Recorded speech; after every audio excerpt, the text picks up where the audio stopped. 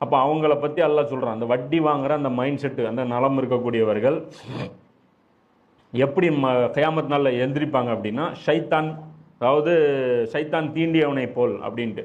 இது ஷைத்தான் வந்து ஒருத்தனை தீண்டுறானா அப்படின்னு கேட்டால் கிடையாது. பைத்தியம் பிடிச்சவனை வந்து அரபுகள் என்ன சொல்லுவாங்க, சைத்தான் அவனை இது பண்ணிட்டான், சைத்தான் பிடிச்சிருச்சு அவனுக்கு அப்படின்னு சொல்லிட்டு அரபுகள் பயன்படுத்துவாங்க. அப்போ அரபுகளுக்கு புரியணுங்கிறதுக்காக அல்லாஹ் அதே வார்த்தையை பயன்படுத்துகிறான். நீங்கள் சொல்லிட்டு இருப்பீங்களா ஊருக்குள்ளே ஒருத்தன் சைத்தான் பிடிச்சிருச்சுன்ட்டு, அது மாதிரி நீங்கள் மறுமை நாளில் எந்திரிப்பீங்க.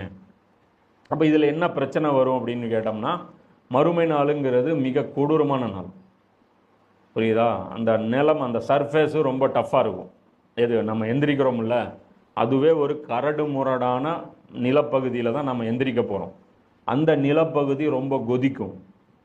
அந்த ஒரு இடத்துலேருந்து இன்னொரு இடத்துக்கு நாம் கடந்து போகணும்.